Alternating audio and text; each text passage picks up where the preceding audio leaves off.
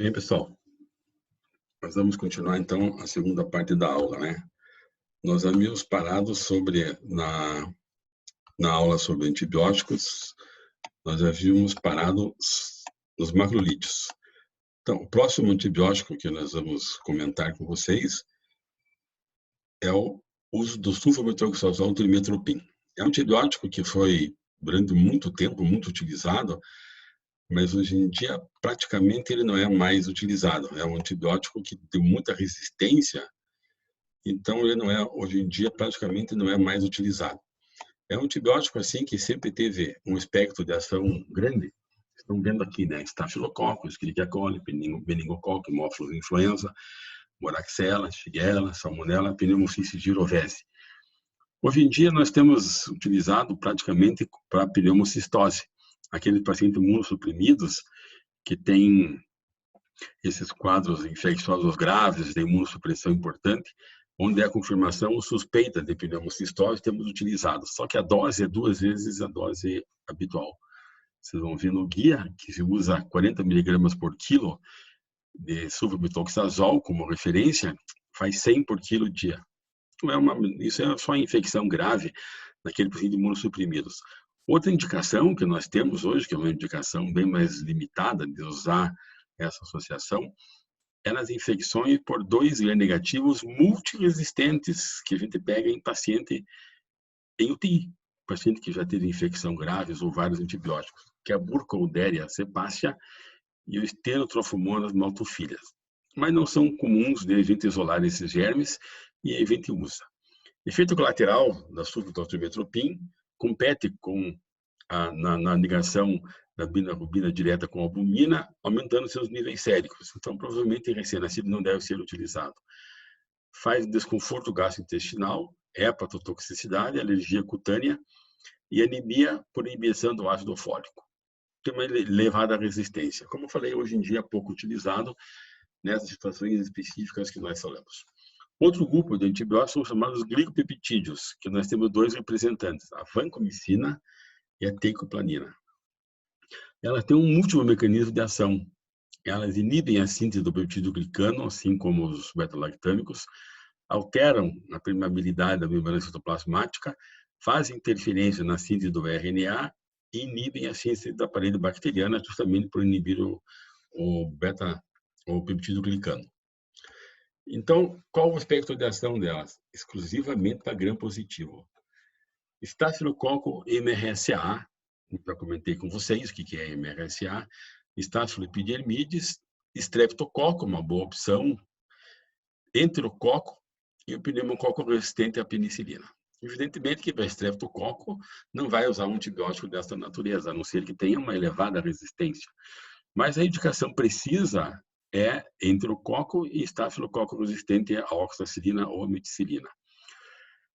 Indicação: tratamento empírico da sepse neonatal tardia. Voltando naquele assunto que já falamos, sepse neonatal tardia, após uma semana, se o paciente pegou uma infecção estafilocócica depois de 7 dias de vida na terapia intensiva, paciente que está entubado, com catéter, muito manuseado, existe risco de ter uma infecção por Staphylo MRSA. Então, pode ser usada de maneira empírica a vancomicina ou a teicoplatina, mas se nós tivermos cultura e vier sensível a um antibiótico que não seja resistente, em que o estafilococo não seja resistente, a gente descalona para a oxacilina, por exemplo.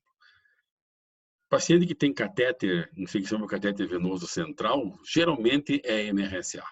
Na maioria das vezes não é. Então, é uma indicação precisa, assim como endocardite grave, e quando tem shunt neurocirúrgico, o paciente tem um catéter, uma derivação ventricular, ventrículo peritoneal, ou tem uma derivação ventricular externa, faz uma infecção. Nesse caso, a indicação precisa de iniciar com vancomicina, mesmo sem termos cultura. O que nós temos hoje em dia no nosso meio é que a gente é um dos pouquíssimos antibióticos que a gente consegue dosar um nível sérico. Então, quando a gente usa a vancomicina, após 24 horas de uso, dosamos o nível sérico da vancomicina. Se ele está entre 10 e 20 nanogramas por ml, é uma dose adequada. Se ele estiver abaixo de 10, aumenta-se a dose. Se ele estiver acima de 20, diminui a dose. A dose normalmente utilizada é 40 miligramas por quilo dia. Então, a gente aumenta ou diminui dependendo do nível sérico. Quais são os efeitos colaterais desses dois antibióticos? A vancomicina tem uma elevada nefrotoxicidade, principalmente se usa junto com aminoglicosídeo ou com alguma outra droga que seja nefrotóxica.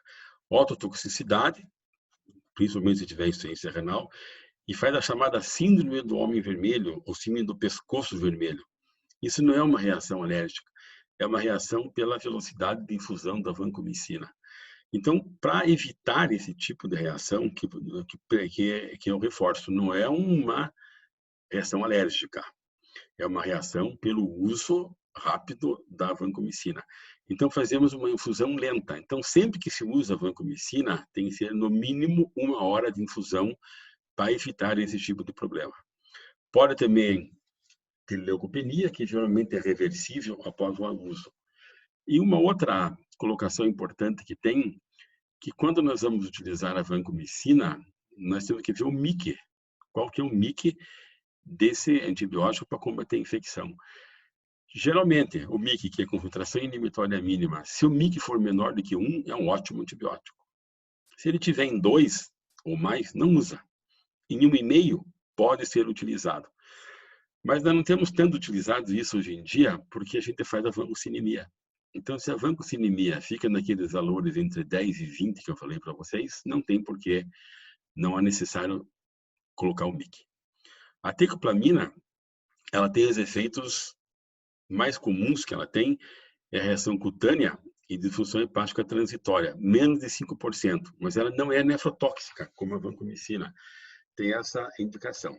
O problema que a gente vê hoje em dia que, apesar dela ser menos nefrotóxica, não tem trabalho com evidência em criança.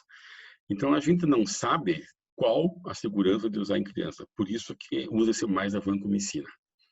Outra desvantagem que ela tem em relação à vancomicina é que ela não ultrapassa a barreira hematolítica. Então, se eu tenho uma infecção do sistema nervoso central por estafilococo resistente à oxacilina, eu indicaria a vancomicina. A tecoplamina não vai ser utilizada.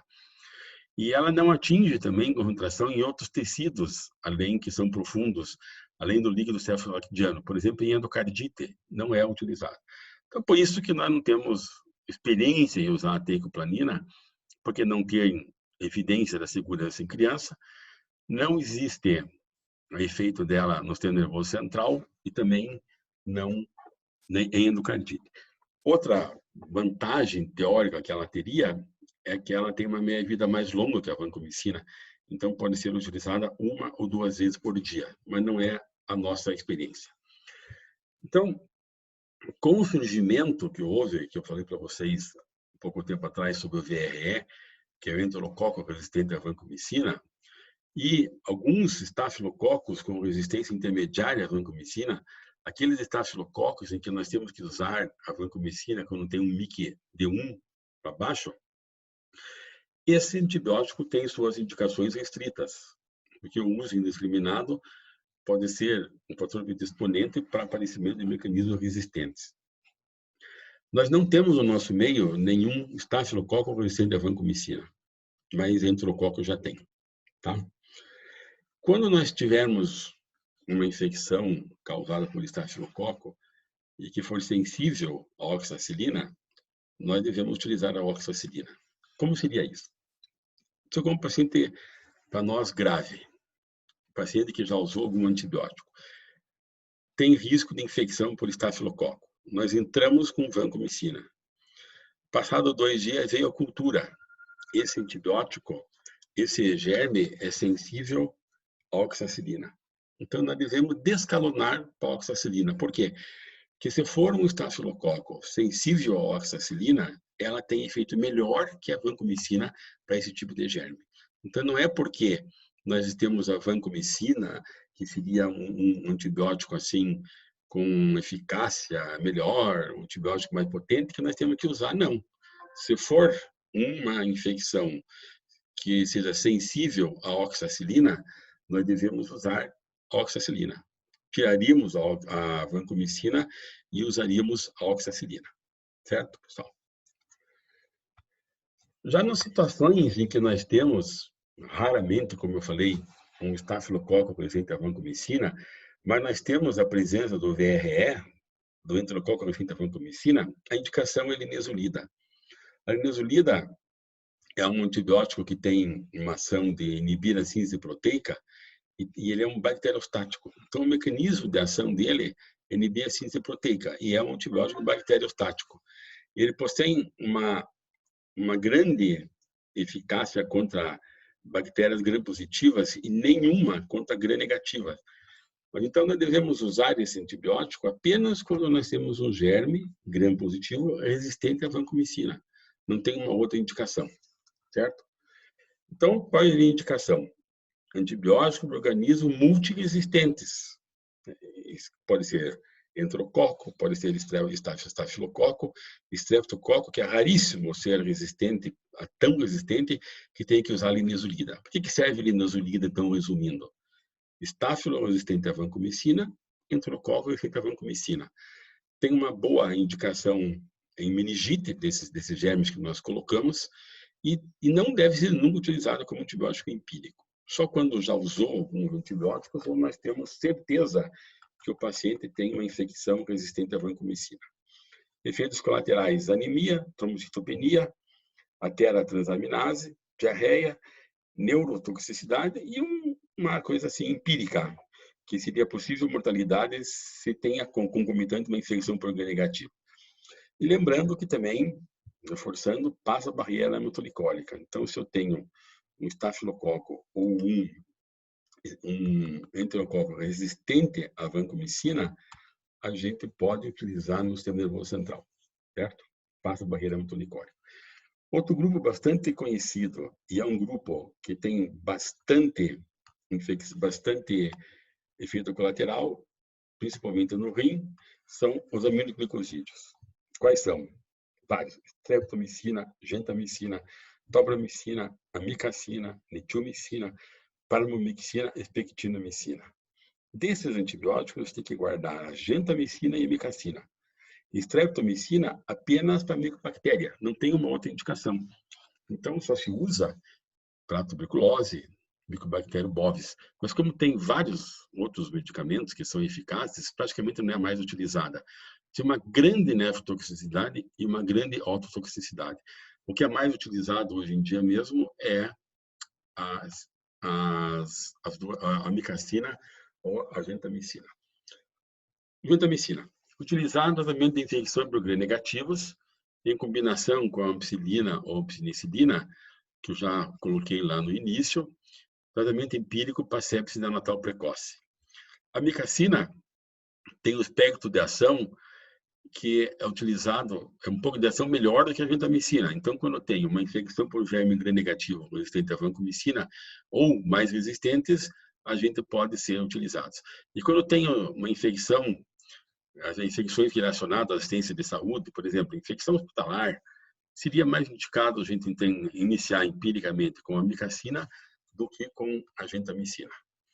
Os efeitos colaterais desses antibióticos. A nefrotoxicidade é o mais importante. Todos são potencialmente nefrotóxicos, mas a gentamicina é mais nefrotóxico do que a amicacina. Geralmente, essa alteração manifesta-se 7 a 10 dias após o início do tratamento, com uma insuficiência renal não ligúrica, geralmente uma necrose tubular aguda. Na maioria das vezes, quando para o antibiótico, reverte a função renal. Mas se eu estou usando o aminoglicosídeo com alguma outra droga nefrotóxica, isso pode não acontecer. Então, quais são os fatores de risco para nefrotoxicidade pelos aminoglicosídeos? Uso concomitante de outras drogas nefrotóxicas, por exemplo, cefalosporina, piperacilina, tazobactam, diurético, uma doença hepática subjacente, uso prévio de aminoglicosídeos e estado hipovolêmicos. Por que estado hipovolêmico? Quando a gente tem um paciente com hipovolemia, ele pode fazer uma insuficiência renal transitória pré-renal.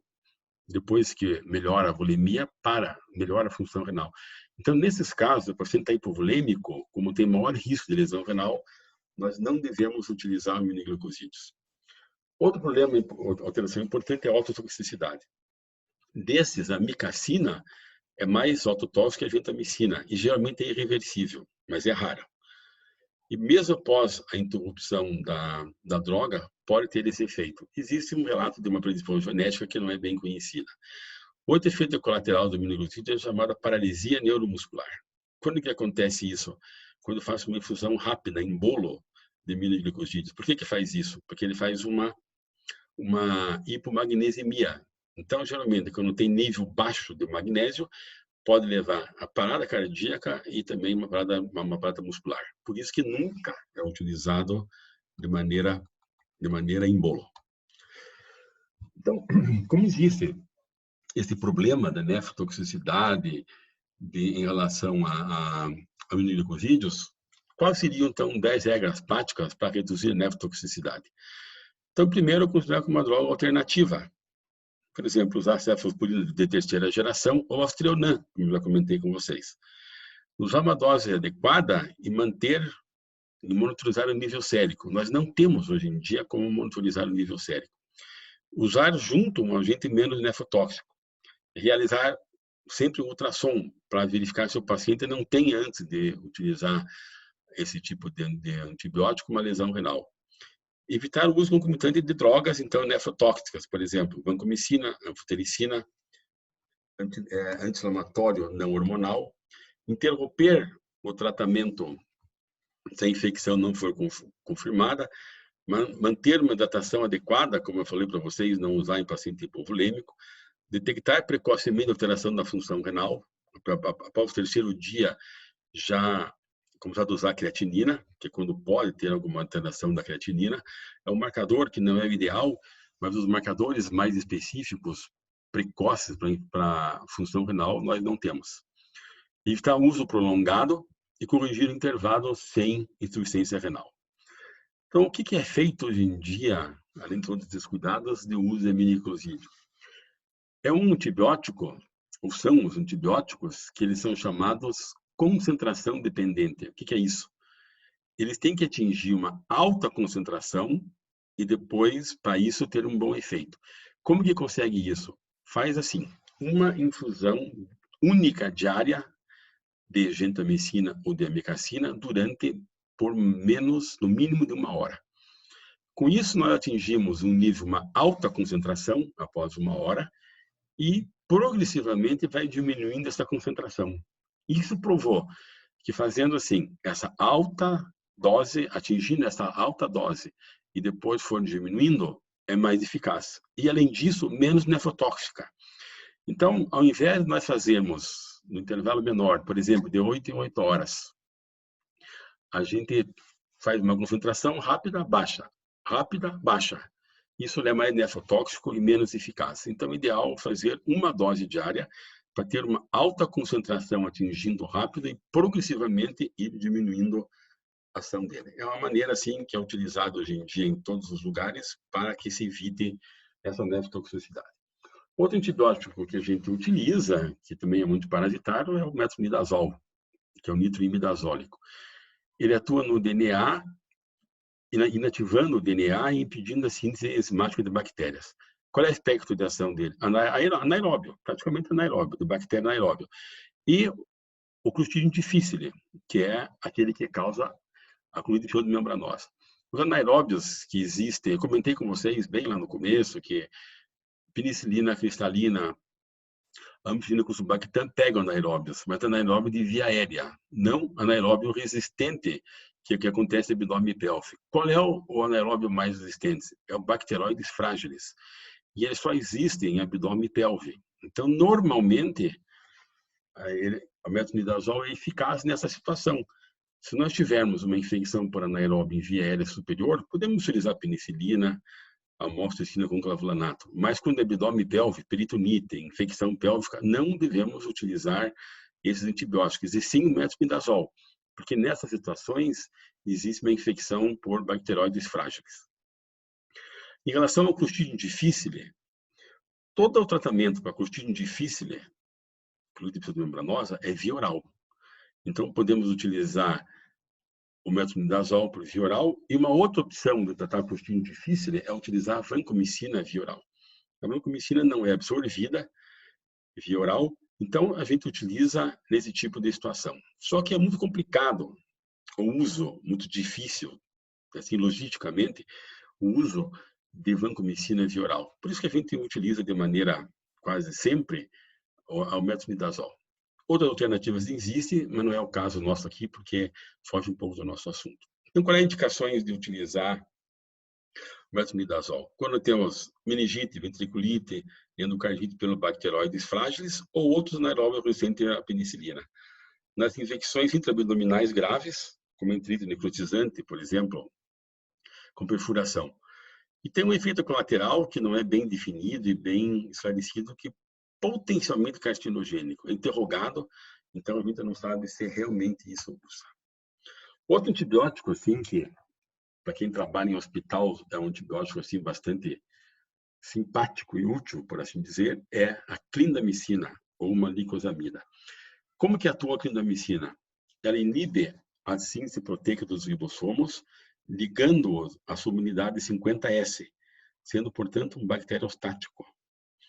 Dessa forma, ele altera a superfície da bactéria, facilita a opsonização, a fagocitose, a penetração do antibiótico dentro da célula e faz uma destruição intracelular do micro-organismo.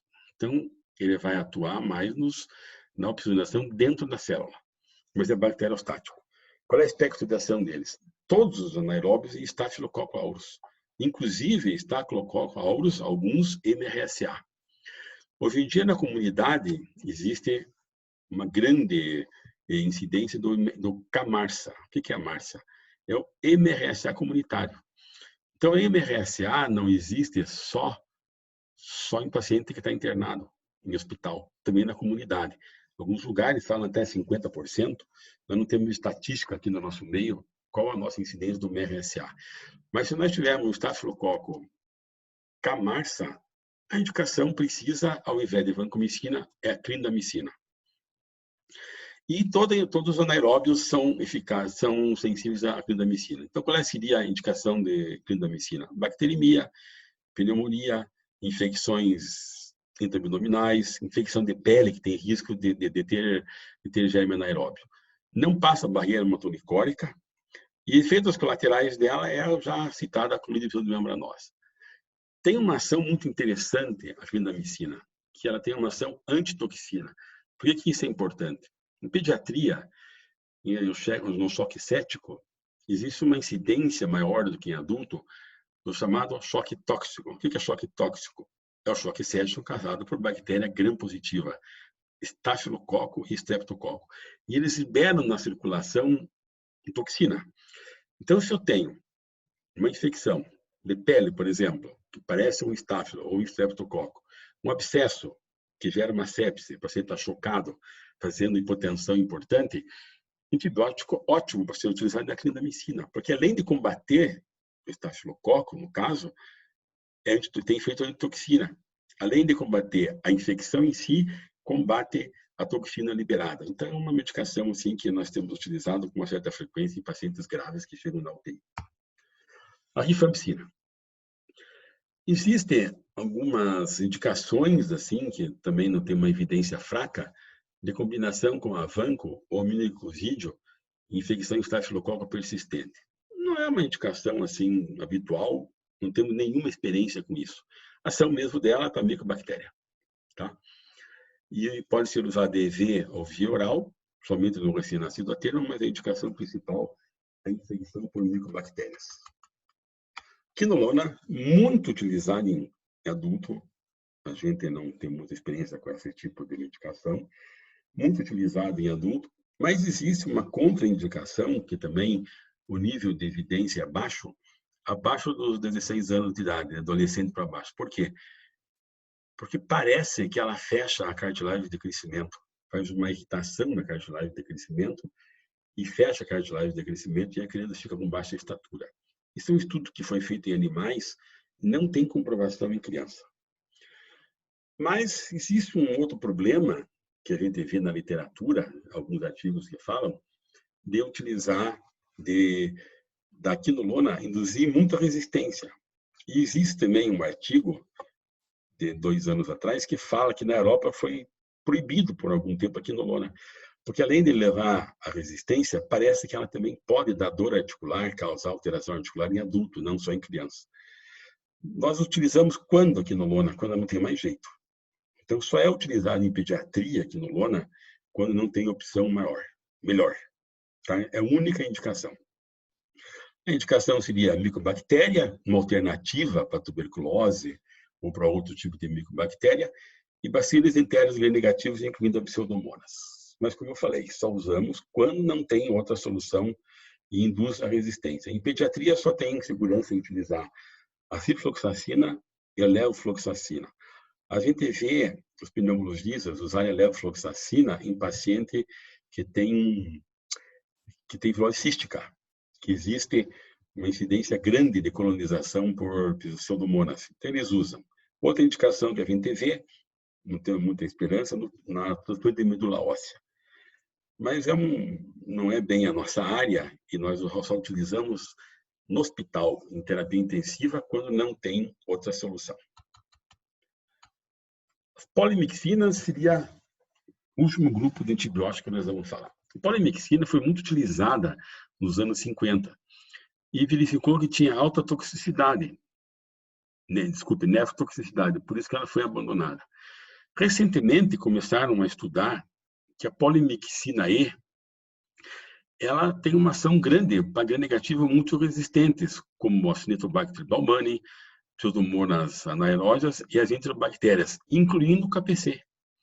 Então, atualmente, é a droga que tem melhor eficácia quando nós temos KPC, que seria os germes produtores de carbamazepinase. E geralmente, quando se usa polimixina nessa situação específica KPC, usa com associações, não usa sozinho.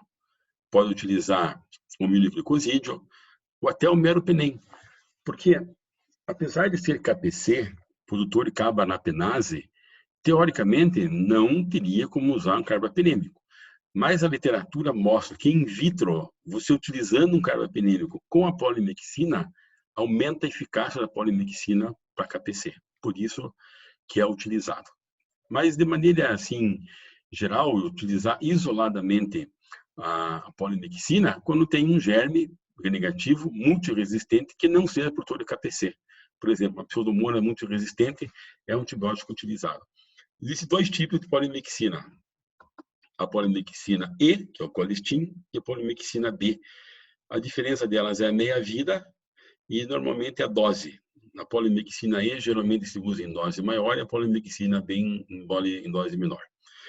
Então, apesar de ter sido abandonada por algum tempo o uso da polimixina, nunca foi confirmada a sua nefrotoxicidade em estudos recentes.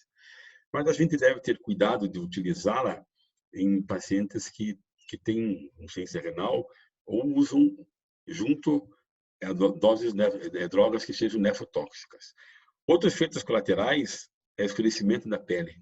A gente já viu crianças usando penicilina cristalina que parece que tomaram um banho de sol, ficam bem bronzeadas. E dor neural. Os pacientes têm muita dor em membros, parecendo uma neurite periférica. Em criança pequena, a gente não vai saber isso, porque a criança não refere ao local da dor, mas começa a chorar muito, ficar muito irritada, a gente desconfia. Já os pacientes maiores, com um pouco mais de idade, já referem que tem dor nos membros quando faz a infusão da polimixina. Então, é uma droga, assim, utilizada hoje em dia mais para KPC e gram-negativo multiresistentes. Uma das maneiras de evitar efeitos colaterais que nós colocamos da polimixina é fazer a infusão contínua dela, utilizar 24 horas. Geralmente é utilizada de 12 em 12 horas, mas pode ser utilizada também de maneira contínua. E quais são os novos antibióticos, alguns não tão novos, que nós temos no mercado? A tiziciclina. A tiziciclina é um antibiótico derivado de tetraciclina, tem uma boa ação contra a MRSA e produtor de beta-lactamase, mas não tem ação contra proteus, providência e pseudomonas. Então, para gram-negativo, tem outros antibióticos que pegam muito bem, principalmente quando nós temos esses aí, pseudomonas, proteus, providência.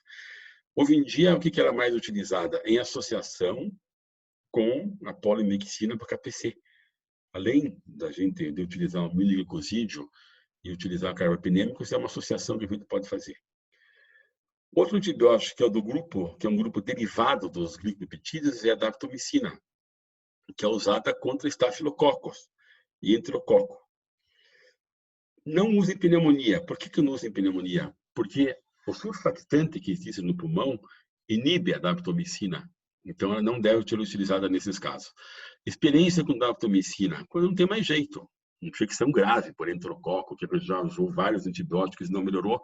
Ou infecção grave também por estafilococo, que usou vários antibióticos que não responderam. Mas é um uso, assim, digamos, bem limitado hoje em dia. Ceftarolina.